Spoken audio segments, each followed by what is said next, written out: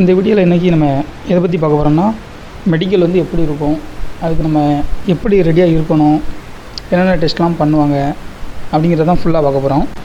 அதுக்கு முன்னாடி PC எக்ஸாமோட hearing வந்து வர 15ஆம் தேதி வருது. அதில் மேக்ஸிமம் பெரும்பாலும் கேஸ் வந்து முடிஞ்சிடும். சரிங்களா? பெரும்பாலும் ஓவரால் ரிசல்ட் தான் வர மாதிரி இருக்கும். அது முடிஞ்சோடனே இந்த மாதத்தில் நமக்கு வந்து ரிசல்ட் வந்துடும்.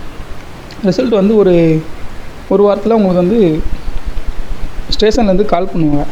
யாரெல்லாம் பாஸ் ஆகிறீங்களோ அவங்களுக்கு இந்த மாதிரி நீங்கள் மெடிக்கலுக்கு வாங்க அப்படின்னு சொல்லிட்டு கூப்பிடுவாங்க. அந்தந்த மாவட்டத்தில் தான் மேக்ஸிமம் மெடிக்கல் எல்லாத்துக்குமே இருக்கும். இந்த மெடிக்கல் வந்து யார் தலைமையில் நடக்கும்னா, அந்த மாவட்டத்துக்கு ஒரு ஹெட்டாக உள்ள டாக்டர் அவங்க தலைமையில் நடக்கும். ஓவரால் ரிசல்ட்டில் உங்கள் பேர் வந்துடும் அப்படின்றவங்கலாம் யாரும் பயப்படலாம். மெடிக்கலை பற்றிலாம் பயப்படலாம். ஒவ்வொரு டீம் என்ன சொல்லுவாங்கன்னா, நார்த்தில் ஈஸியாக இருக்கும், சவுத்தில் கஷ்டமாக இருக்கும் அப்படின்னு சொல்லுவாங்க. அதெல்லாம் எதுவுமே கிடையாது. எல்லா மாவட்டத்திலுமே மெடிக்கலை பொறுத்தளவுக்கு சேமாக தான் நடக்கும். கொஞ்சம் லிபரலாக தான் இருக்கும். அதுக்காக ரொம்பவும் லிபரலாக இருக்காது, ரொம்ப ஹார்டாகவும் இருக்காது. பெரும்பாலும் எதை பார்ப்பாங்கன்னா, கண், காது, பல், இதைத்தான் கொஞ்சம் ஸ்ட்ரிக்டாக பார்ப்பாங்க. கண்ணை பொறுத்தளவுக்கு ஒரு 2 டெஸ்ட்டு பார்ப்பாங்க. அந்த பார்வை விஷன் இங்கேருந்து 6/6 அந்த டெஸ்ட்டில் ஒன்று பார்ப்பாங்க. சரிங்களா?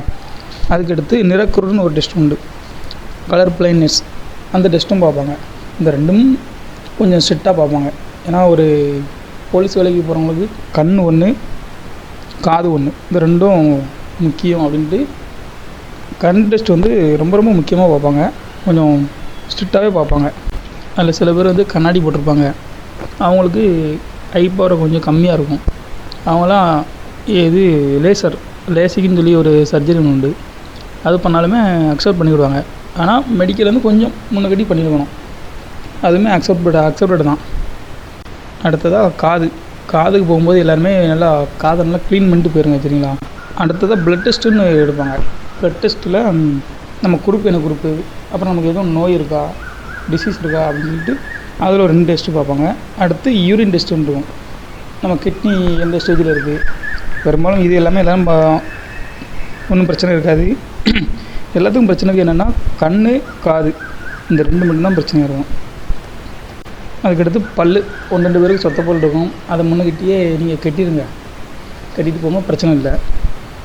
அடுத்த டெஸ்ட் நமக்கு வந்து இசிஜி இருக்கும், இதே துடிப்பை பற்றி இருக்கும். அது மேக்ஸிமம் எல்லாத்துக்கும் இருக்கும். நீங்கள் ஃபிசிக்கல் பாஸ் அப்படின்னாலே மேக்ஸிமம் இந்த மெடிக்கலில் எல்லாருமே பாஸ் தான் ஆயிடுவீங்க. அதை பற்றி பயப்படலாம். ஒரு சில பேருக்கு ஏதாட்டும் ஒரு சில இஷ்யூ இருக்கும். அப்படி இருந்தீங்கன்னா கமெண்ட் பண்ணுங்கள், நம்ம அதுக்கு என்ன சொல்யூஷன் உண்டு அப்படின்னு சொல்லிட்டு உங்களுக்கு ரிப்ளை பண்ணுறோம்.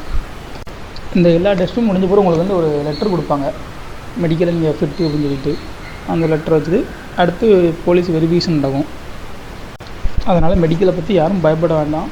பெரும்பாலும் நீங்கள் ஃபிசிக்கல் பாஸ் அப்படின்னா மெடிக்கலுமே பாஸ் தான். சரிங்களா? அடுத்தடுத்த அப்டேட்டில் சந்திப்பேன்.